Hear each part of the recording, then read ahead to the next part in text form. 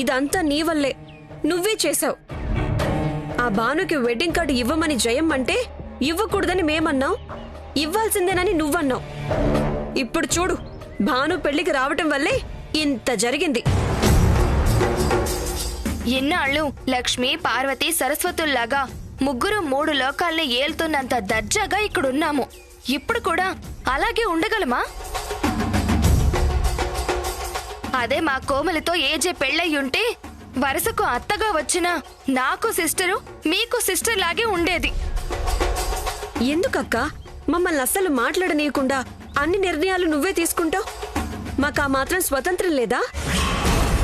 కాదు, మనమంటే చిన్న చూపు. చేయించేదంతా మనతో, మంచి పేరు మాత్రం ఈమెకు. నీకింకా అర్థం కాలేదా చిత్ర? ఎన్నాళ్ళు మనిద్దరిని ఫూల్స్ చేసి ఏజే దగ్గర, జయమ్మ దగ్గర మంచి పేరు తెచ్చుకుంటోంది. ఈ ఇంటికి నువ్వెంతో మేము అంతే. కాకపోతే నీకు ముందు పెళ్ళయింది, మాకు తర్వాత పెళ్ళయింది. నువ్వేమీ ఏజే సొంత కొడుకు, భార్యవేం కాదు. నీ భర్త, నా భర్త, చిత్ర భర్త ఏజే కన్న కొడుకులేం కాదు కదా. అప్పుడు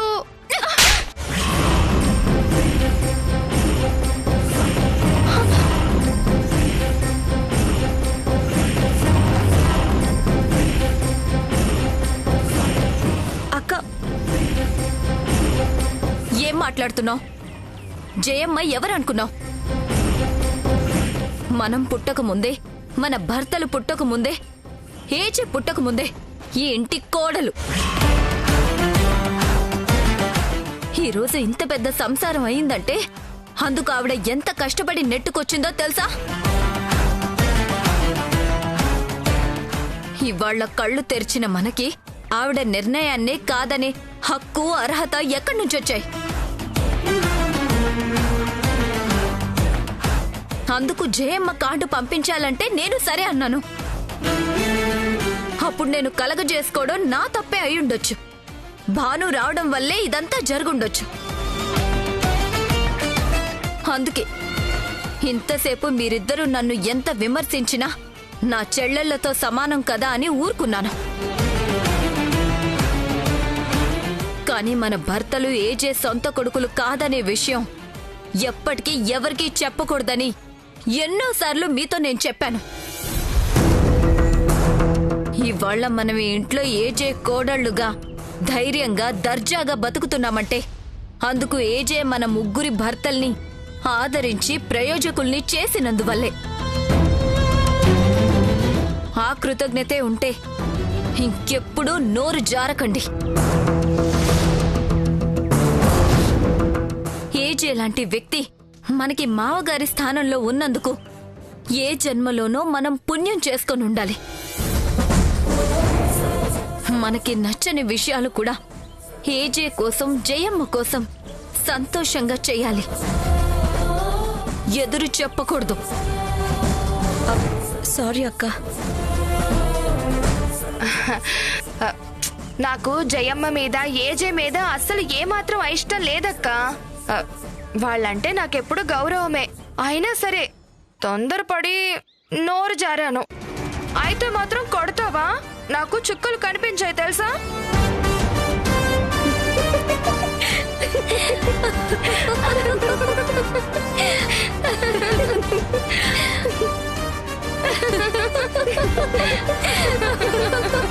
దక్ష, ఏంటి జయమ్మ? మనందరం కోరుకున్నట్టుగానే ఏజేకి పెళ్లి జరిగింది. మీకు అత్తగారు వచ్చింది.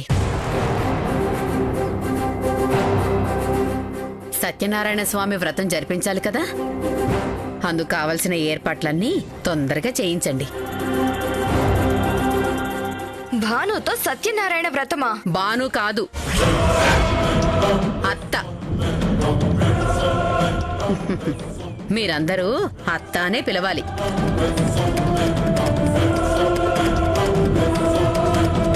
వ్రతానికి మీ అత్తని రెడీ చేసే బాధ్యత మీదే. నా వల్ల కాదు. మా వల్ల కాదు జయమ్మ. ఇందాక మీకేం చెప్పాను?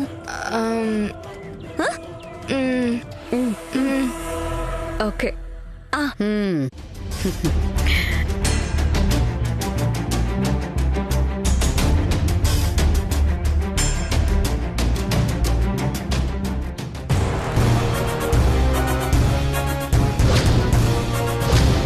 ఆ భానుకి మా చిన్నత్తగా ఉండే అర్హత లేదు.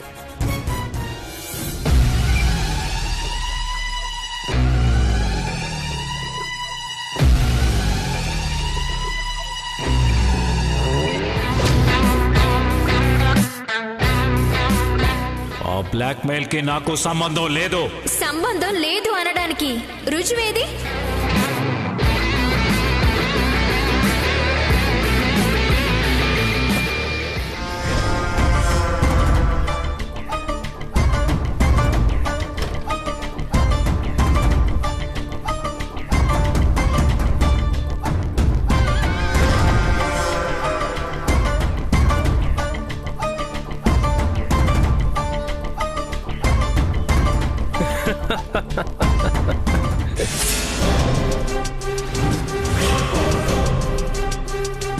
కంగ్రాచులేషన్స్. రెండో పెళ్లి చాలా ఘనంగా జరిగింది. విందు కూడా ఏజే రెస్టారెంట్ ప్రతిష్ట పెంచేలా కమ్మగా ఉంది. ఇక డెకరేషన్ మామూలుగా లేదు, భూలోకంలో స్వర్గలోకంలా ఉంది. లేనిదల్లా మీ మొహంలో సంతోషం ఒక్కటే. ఇప్పుడు ఏమైంది? పెళ్ళయింది అంతే కదా. అప్పుడే ఏమైంది? ముందుంది ముసళ్ళ పండుగ. అదే కదా మజా. ఆ భానుమతి గురించి ప్రపంచమంతా తెలుసు. ఇంత పెద్ద కుటుంబాన్ని చూసుకోవడం ఆమె వల్ల కాదు. నీ గురించి నాకు బాగా తెలుసు. ఆమెని భరించడం నీ వల్ల కానే కాదు. నా జీవితం మీదే దెబ్బ కొట్టావు. అది గోడ కొట్టిన బంతిలాగా నీ జీవితానికే తగిలింది. జాగర్లమూడి వంశంలో సంగ్రామం మొదలైంది.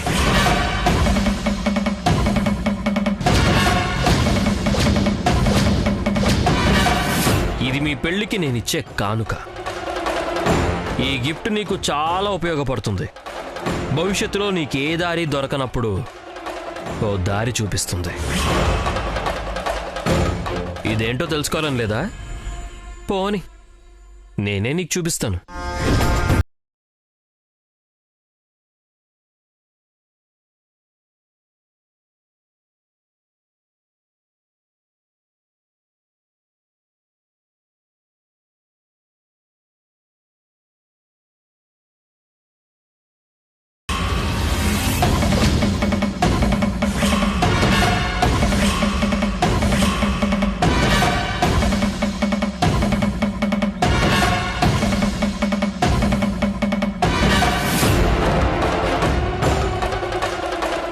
Poison.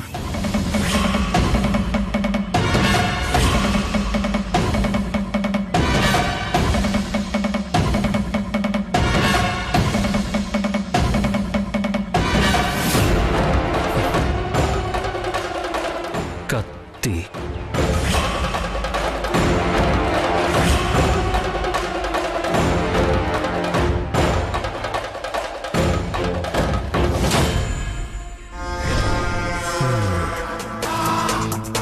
రేపటి నుంచి మీ లైఫ్ మీ చేతుల్లో ఉండదు. ఆ భాను గుప్పెట్లో ఉంటుంది. నాకు చేసిన అన్యాయానికి బదులుగా నీకు గుణపాఠం చెప్పడానికి దేవుడు ఆమెను పంపించాడు.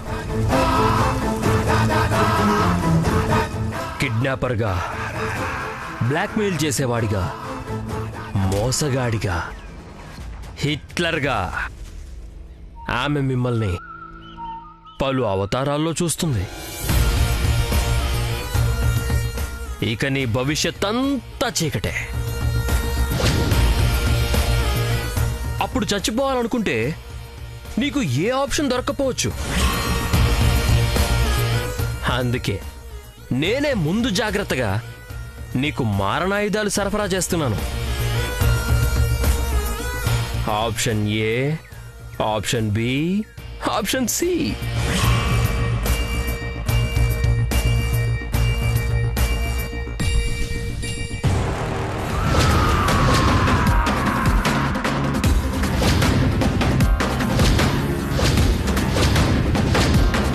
ఎవ్వరి బాకీ ఉంచుకోవడం నాకు తెలీదు.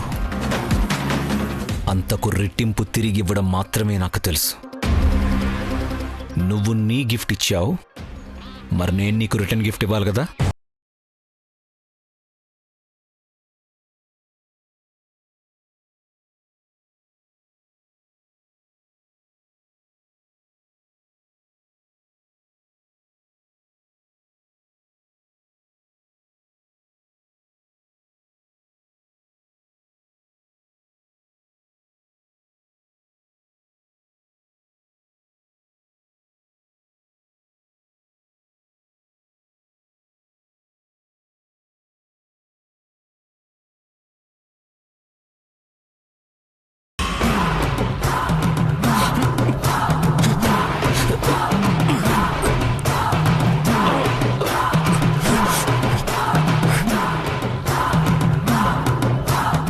మనిషికొక మాట, గొడ్డుకొక దెబ్బ. కుక్కను మాత్రం మురిగినప్పుడల్లా రాయేసి కొడుతూనే ఉండాలి. ఊర్ర కుక్కల్ని పట్టించుకునేంత తీరిక నాకు లేదు కాబట్టే బయట కుక్కలకు ప్రవేశం లేదు అని బోర్డు పెట్టాను.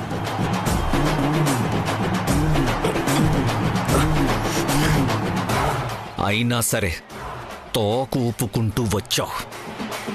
నువ్వుండాల్సింది ఇక్కడ కాదు, బయట.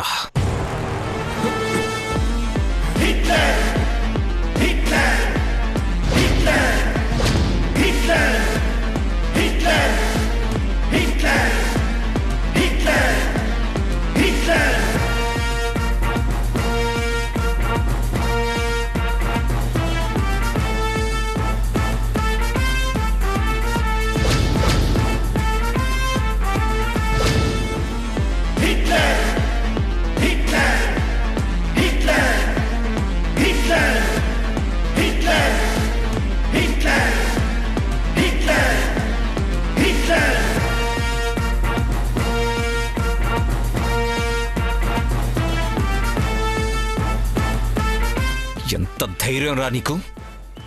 నాకే ఆప్షన్స్ చెప్తావా? నేను తలుచుకుంటే ఆ ఆప్షన్స్ నువ్వే ఉపయోగించుకునే పరిస్థితి తీసుకురాగలను. కేవలం నీ చెల్లెలు మా ఇంట్లో ఉందన్న ఒకే ఒక్క కారణంతో అందరి ముందు నిన్ను కుక్కని కొట్టినట్టు కొట్టకుండా గెంటేస్తున్నాను. నువ్వెంత, నీ బతుకెంత? Get lost you bloody.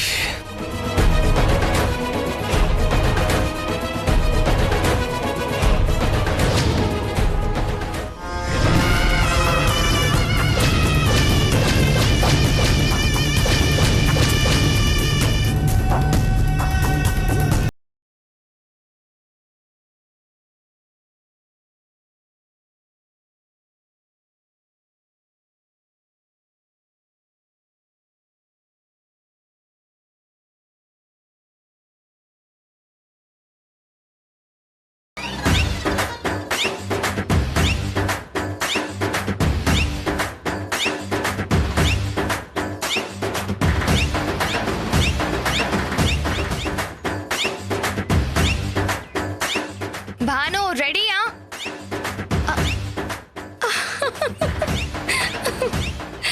నీకు చీర కట్టుకోవడం రాదా? నువ్వు చీర కట్టుకుంటున్నావా, చీరని ఆరేస్తున్నావా?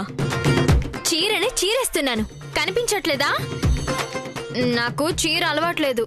మరి పెళ్లి చీర ఎలా కట్టుకున్నావు?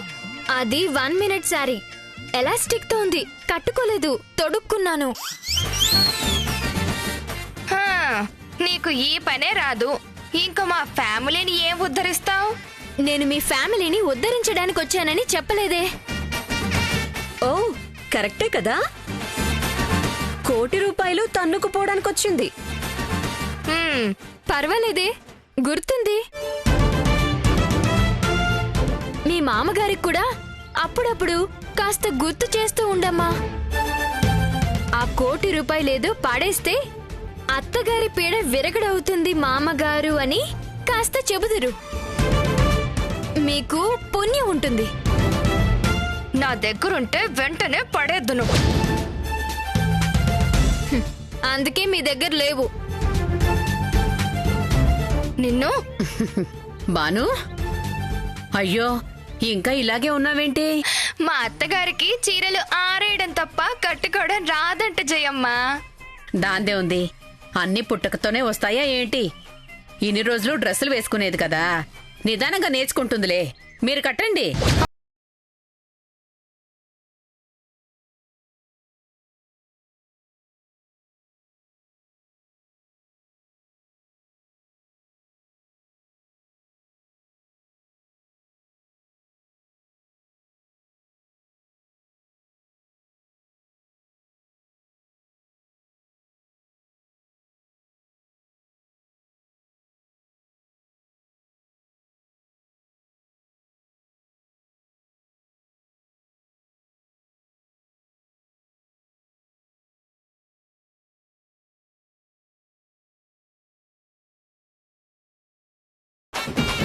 చెప్తాను మీ సంగతి.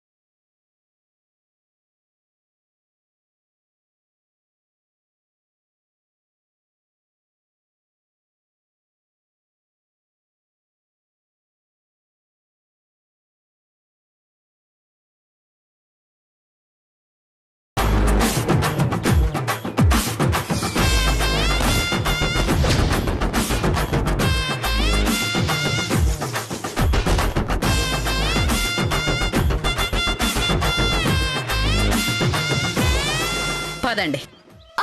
అమ్మా,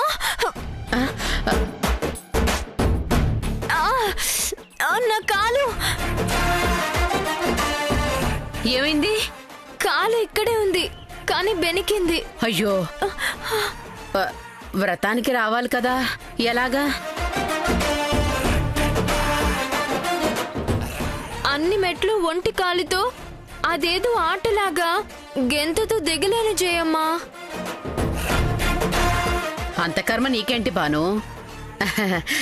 ఇదిగో వీళ్ళిద్దరూ ఉన్నారుగా, వాళ్ళ భుజాల మీద నీ బరువు మోస్తారులే.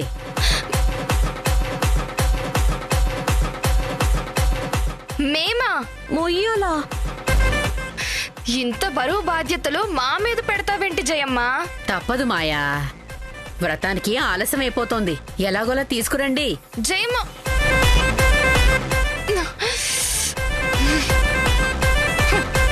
పద.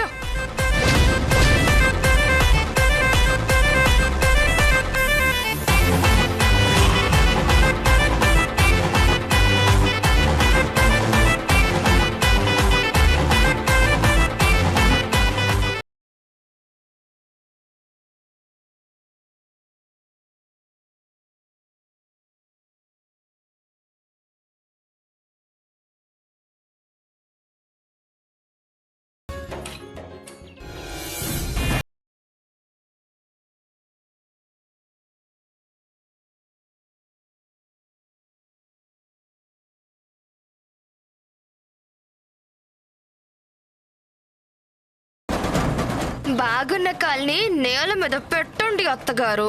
రెండో కాలు కూడా బాగోలేదు. ఇంత బరువున్నా ఇంట్లో ఏం తింటున్నావు? మా ఇంట్లో కడుపుకి అన్నమే తింటాం, మీలా కాదులే.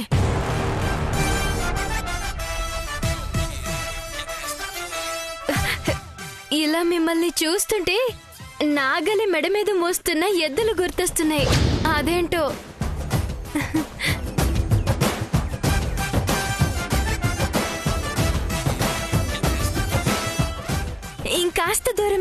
కొంచెం ఓర్చుకోండి. మీకెప్పుడైనా కాలు విరిగితే నేను కూడా హెల్ప్ చేస్తానులేండి.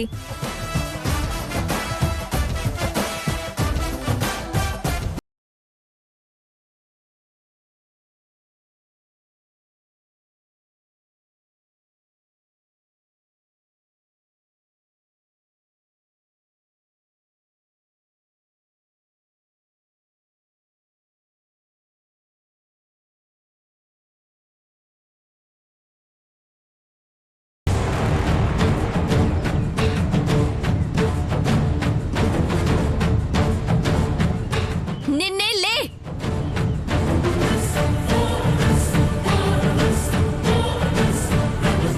లెమ్మన్నానా? నీకు ఇంట్లో ఏజే భార్యగా ఉండే హక్కు లేదు.